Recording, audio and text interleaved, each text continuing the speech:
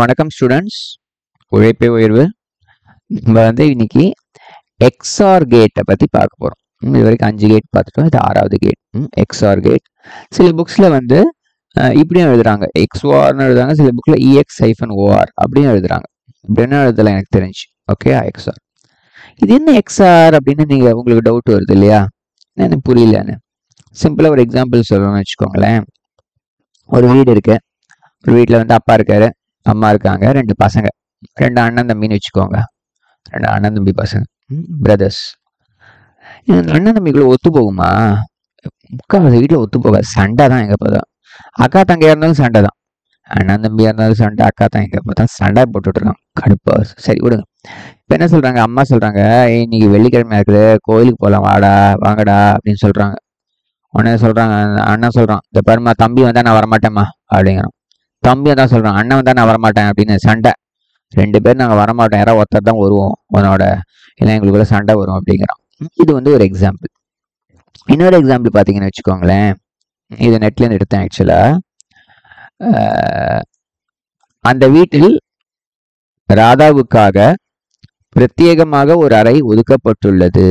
இது ஒரு sentence. So என்னன்னா, ஏதோ ஒரு வீடு இருக்கு, அந்த வீட்டில் ராதாக்கோசரம் ஸ்பெஷலாக ஒரு ரூம் அலாட் பண்ணிட்டாங்க. ஸோ இது எக்ஸ்க்ளூசிவ்லி ஃபார் ராதா அப்படின்னு மீனிங். ஸோ ராதாவுக்காகவே ஒரு ரூம், வேற யாரும் அந்த ரூம்ல நுழையக்கூடாது. Exclusively for Radha. ராதா நுழைஞ்சாங்கன்னா வேற யாரும் நுழையக்கூடாது. அந்த மாதிரி மீனிங்ல.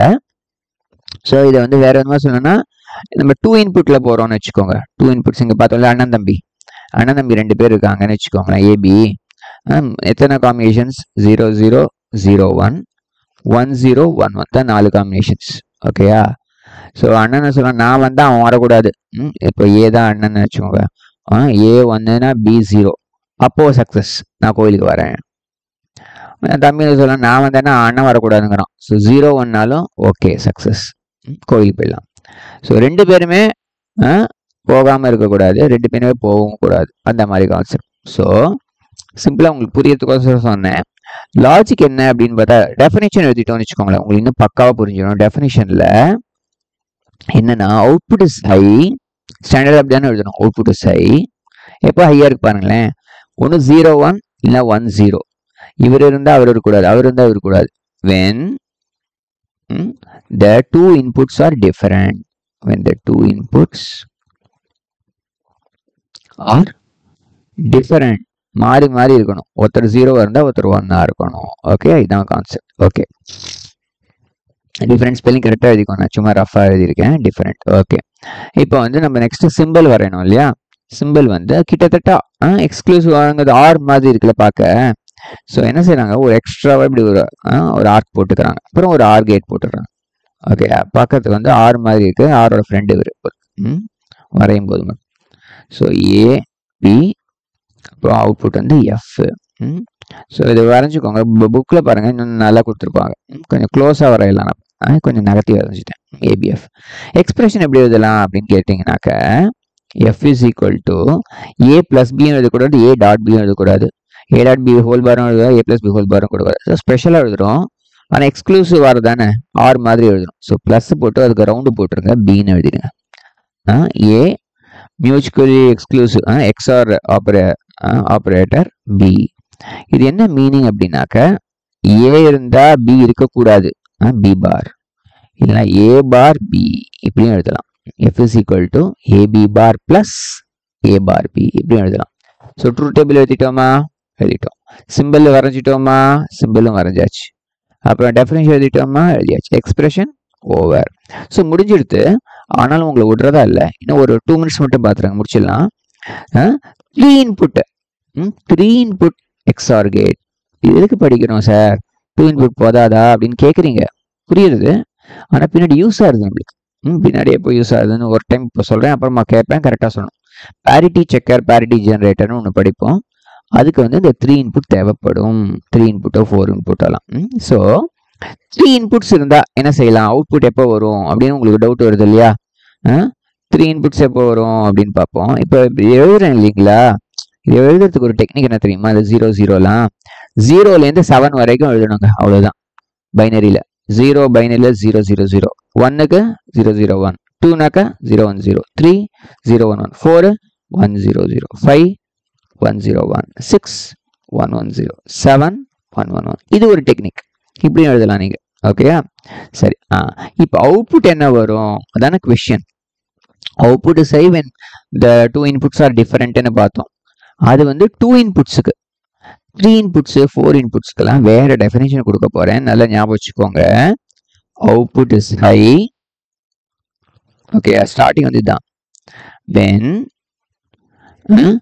the number of ones in the input is odd. Okay, important இதுதான். when the number of ones in the input is odd number, even number லாம் தெரியும். 1 3 5 7 9 11 13 15 இவங்கெல்லாம் odd numbers. கரெக்டா? ஓகே, இங்க என்ன சொல்ல வராங்க, number of ones in the input. இதுல யாரெல்லாம் இன்புட், இந்த ட்ரூத் டேபிள் பாருங்களேன், ABC இவங்கெல்லாம் தானே இன்புட், இவங்கெல்லாம் இன்புட், இவர் தான் வந்து அவுட்புட். ஸோ இன்புட்ல எத்தனை ஒன்ஸ் இருக்குன்னு எண்ணணும். ஓகேயா? இங்க 0 0 0 தான் இருக்கு. இன்புட்ஸ் 1 இருக்கா? 1 இல்லை.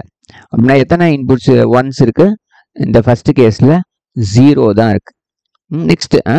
நெக்ஸ்ட் கேஸ்ல எத்தனை இருக்கு பாருங்க, 0 0 1 எத்தனை இருக்கு? 1 இருக்கு.